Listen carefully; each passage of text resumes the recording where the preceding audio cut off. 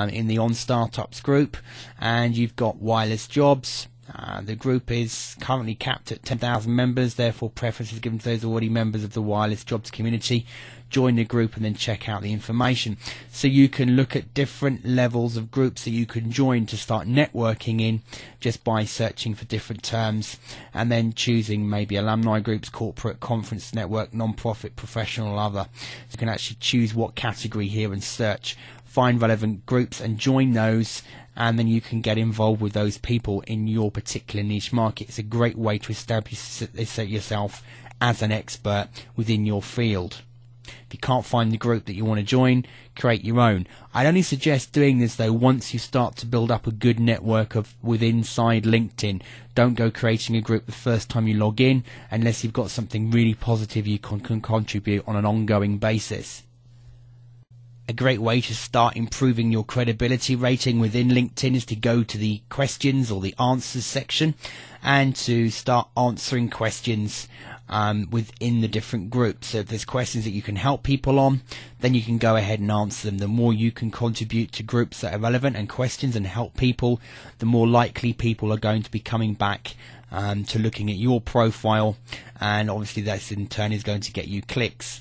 To do that, all you need to do is just answer questions, and then if you want to make sure that your profile's set up so that when people are coming back to your profile to check out your information, they can see what websites you own. So you just click on the profile link, and then you can start showing information. You'll see the information you've already got, your position, where you are, your profile. You can look at the current profile, what your job is, past jobs, educations, any recommendations if you had any connections once you grow, the industry you're in, and then you can start adding websites here so that people in your profile can see what websites you own or run. Public profile, you can also change this to make it a nicer looking link. You then go through and you start editing more in-depth information like your experience, your education, and if people have recommended you, etc. This helps you. The more people recommend you, the easier it is when building up your contacts within LinkedIn. In the additional information section, you can add your websites, interests, groups you're involved in, honours and awards you've received to give users more insight into your professional qualifications.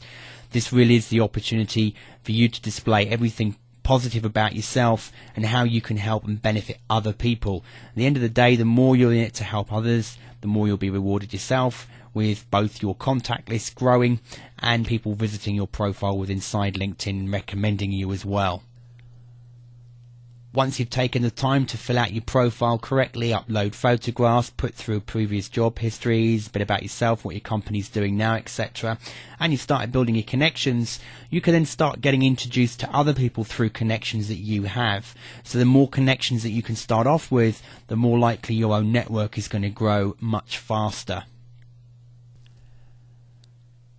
With the Companies tab, you can even do research into companies. This is a beta at the moment, but more and more has been added. So, for example, we wanted to research more about Facebook. We can see that they've got profile information here, when it was founded. We can see there's 391 total employees of Facebook on LinkedIn. So we've got the board observer here, we've got senior platform manager, people they've just employed recently in different departments. So you can start using this over long term to start making contacts with people in your particular market and your business. You then get stats and breakdowns as well. So LinkedIn, as it's going to grow, is going to be a site that's going to have more and more information that will be useful to you, even if you're just researching in certain niche sectors as they add more companies within this beta section. So it's a good research tool as well as a social networking tool. And then finally here we've got the job section. So if you want to post a job and you need to fill a position, you can use LinkedIn to actually find people and look for jobs. Or you can even look for jobs yourself. If you decide you're back on the jobs market and you want to go find a particular job in your field, make sure your profile's filled out. And you can even use LinkedIn to find relevant jobs that might be suitable and then start connecting with those people.